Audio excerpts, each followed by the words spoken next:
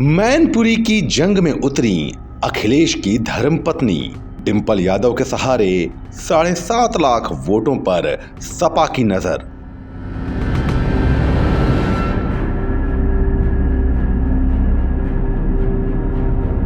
मैनपुरी लोकसभा उपचुनाव की जंग में अखिलेश यादव ने जैसे ही अपनी पत्नी डिंपल यादव के नाम का ऐलान किया, कई लोगों को हैरानी हुई।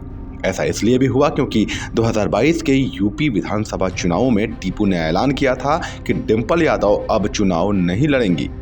फिर सवाल ये कि आखिर चंद महीनों में ऐसा भी क्या हो गया कि अखिलेश अपनी ही बात से पलट गए। सवाल ये भी है कि क्या अखिलेश का भरोसा छोटे भाई धर्मेंद्र यादव और भतीजे तेज प्रताप यादव से हट गया था? राजनीतिक पंडितों की माने तो इन सवालों का जवाब खोजने से पहले मैनपुरी सीट की सियासी गणित को समझना जरूरी है।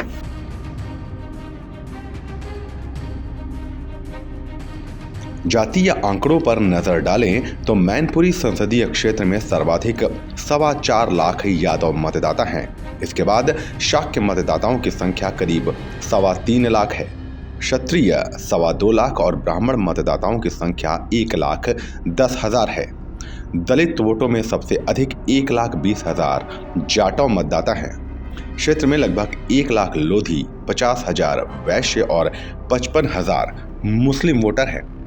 समाजवादी पार्टी पिछले चुनाव में यादव, शाक्य और मुस्लिम मतों के समीकरण पर चुनाव जीतती आई है, लेकिन लोकसभा चुनाव में भाजपा की तरफ से शाक्य प्रत्याशी उतारने से सपा के सामने मुश्किल आ गई थी।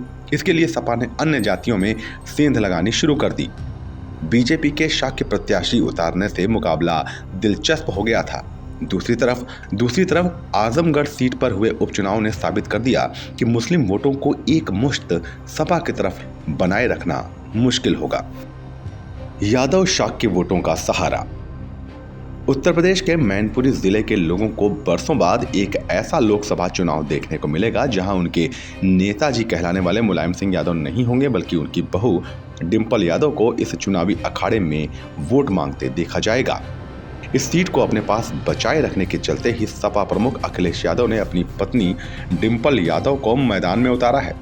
इससे ठीक पहले आलोक शाक्य को मैनपुरी में सपा का जिला अध्यक्ष बनाया गया था, यानी कि यादव शाक्य को साथ लाकर मैनपुरी का किला बचाए रखना चाहते हैं टीपू।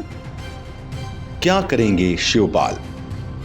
अपने चाचा शिवपाल यादव से अखिलेश के 36 के आंकड़े से यूपी की पूरी सियासत वाकिफ है।